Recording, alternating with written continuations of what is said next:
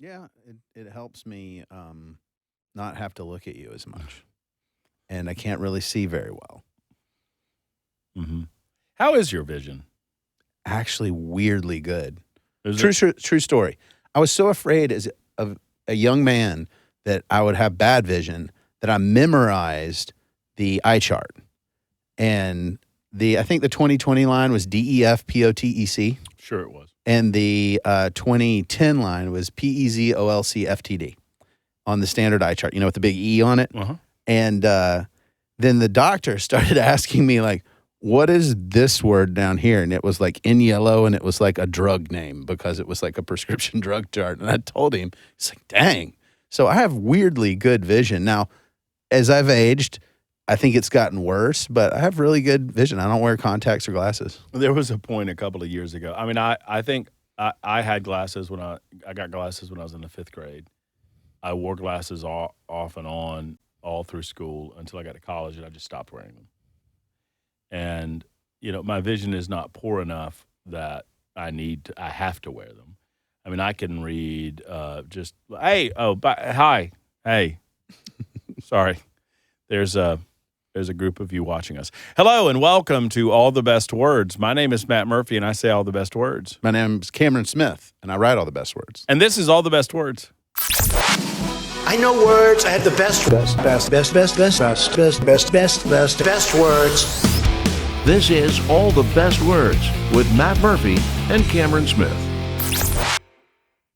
So I can see there's a Chick-fil-A bag in the corner, and I can see that it says chicken and that kind of day or something like that.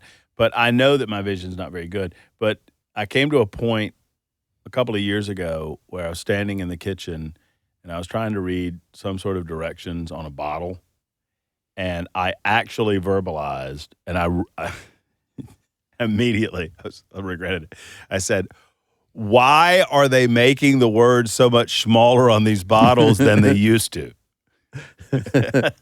Well, I noticed this. I'm concerned about my son's theology because when we read the Bible as a family, I've noticed that at night in particular, my focus and my ability to read the very small words, I have to really try. And I'm like, oh, I think I'm getting old here. Yeah. And so there may be parts that I'm making up because I can't really focus on the words.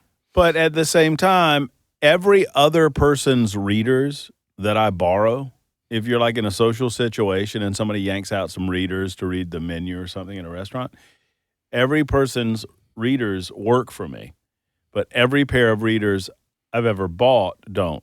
And I know that they're different, it's plus 150 or 175 or 2.0 or whatever.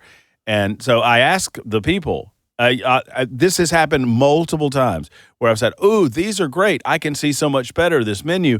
What power are these? Yeah. It's a 2.0." And then I go buy 2.0s and they suck. Well, we should probably get to all the best words rather than lamenting our failing vision. I don't know. I want to go lay on that couch right now and talk to you, Cameron. Yes, it's time for All the Best Words. Like and subscribe. Give us the old thumbs up. Tell friends or neighbors about All the Best Words. It's easy. It's convenient. And hopefully, once we talk to you for a little bit, you're a little bit smarter in the process. Amen. I hope so. You want me to go first? I would. It's a Latin phrase. And, occasionally we fudge and do phrases as opposed to words. Today it is POSSE COMITATUS. POSSE. That's a good one. COMITATUS. I made sure to look it up because I don't want to screw it up. It's fair.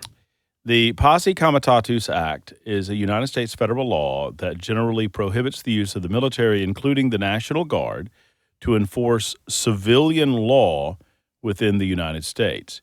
Its design was to prevent the military from being used against its own citizens, and it is an effort on the part of our founding fathers and beyond to create a separation between military and civilian authority. But there are exceptions to the POSSE COMITATUS Act when you talk about, you can invoke the Insurrection Act, and there are other things that you can do if you need to get law and order handled very quickly. Posse Comitatus has come up because obviously we've seen growing escalations of civil unrest in major metropolitan areas as a result of Donald Trump's effort to crack down on existing law when it comes to illegal aliens who are currently in the country. They have been, those engaging in some of these protests have been less than forthcoming about precisely what they want, except that they just don't like the things the way they are, and they're very mad and they're very upset, and they want people to know it. Things bad, therefore I need to steal Nikes. And typically what we have seen is that ne'er-do-wells and those that want to stir up trouble for their own purposes, anarchists and the like, or just people who want to loot and steal, Right. They are taking advantage of these situations, which has led the president to try to get law and order back in these cities by, nationalizing or federalizing the National Guard in the case of California. And it's brought up a lot about Posse Comitatus and the use of military because he sent Marines out. Now, those Marines were designed to protect federal installations, which they're allowed to do. Sure. But a lot of Democrats are taking advantage, I think, of this situation by suggesting that the president of the United States wants to engage in this behavior more widespread. Here's my frustration and my fear. And as we sit here today and record this, we have no idea what's going to happen in the next several days. There's going to be a military parade, which will probably happen before this airs. There's going to be a weekend of protest. And my fear, and I guess it's somewhat of a prediction by the time that you watch this, is that those that are engaged in the unrest and protest want them to get to the point where they feel like the president is compelled to act, because then they're going to point a finger and say, you see, he does want to be a king. We told you, because look at what he's doing now. When he's only doing that because, sadly, some of these mayors and governors can't seem to get their own crap in order. What should the response be, Cameron? Should it be to just let things burn in some of these cities that don't directly request the presidential help?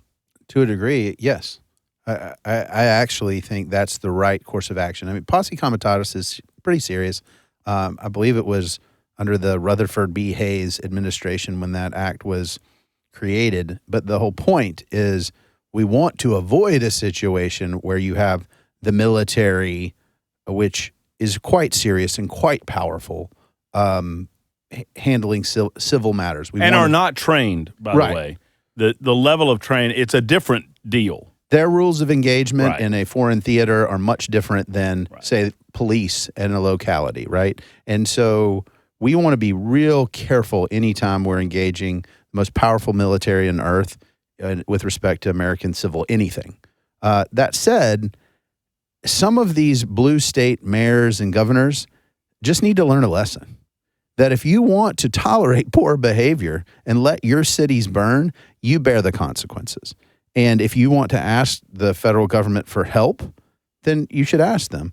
But I think that's in some respects, an unforced error to say, we're going to jump in and help you out here, whether you like it or not. And I understand the rationale behind it, which is we need peace. We need law and order here because Californians are Americans too.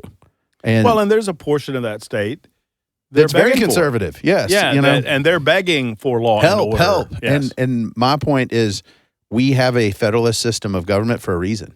And that in those scenarios, it is a political, if your cities are burning because you have such poor leadership, you have choices you need to make. One is, are these the leaders you want? And two, if the overwhelming majority of your people want such bad leadership, you might want to consider leaving, which we've seen a mass exodus from California to places like our hometown of Nashville, that they come here. And frankly, it's a lot of people who are conservatives in those areas that say, hey, wait a minute, this is lunacy. We like it out here in California, but we don't like this. And unfortunately, these riots where people are behaving badly, that's what we're looking at.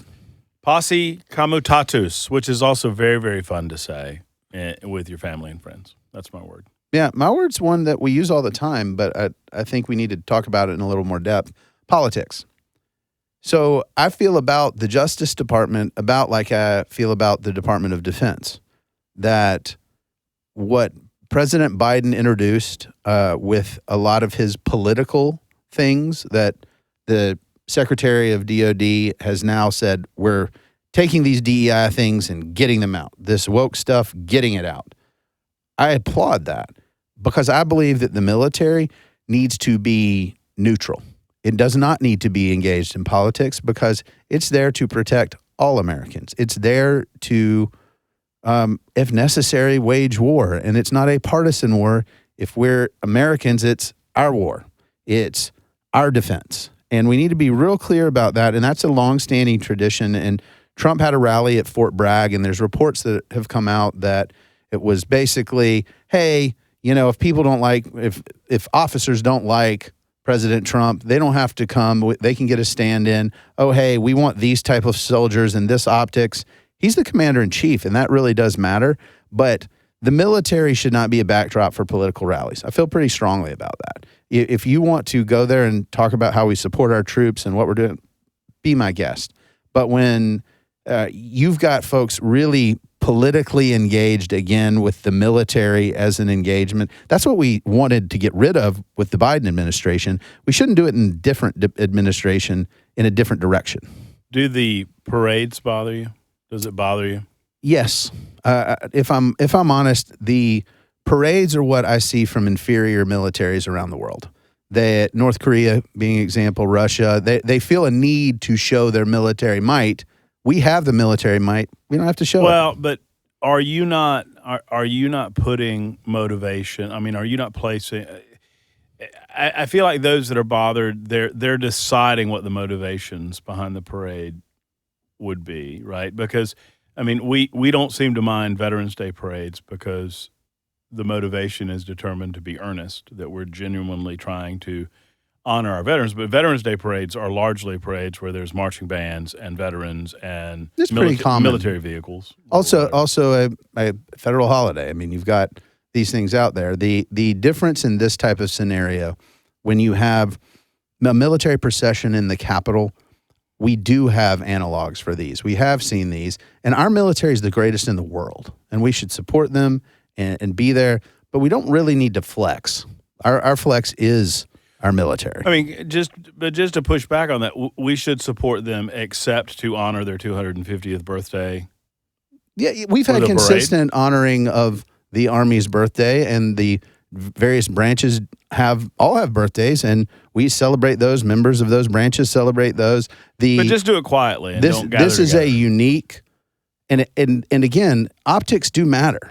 And when we're playing this political game, and it's, oh, well, this happens to be President Trump's birthday too, and we're doing it in our capital as opposed to in these different places in the way that we've done it consistently. Again, I don't think we need to, and as a fiscal conservative, the cost necessary to bring all this there, to march it all out, it just seems unnecessary, and so I just don't love it. I'm just somewhere in the middle on it. I mean, I get it. I mean, and it does obviously draw, your word now, politics into the 250th birthday of the Army. And I mean, you can't escape the politics of the moment when you do that. I wish that we could, because I do think it's worthy of a special honoring of the 250th birthday of the United States military. I mean, just like next year we're going to celebrate the 250th birthday symbolically of the United States of America, right?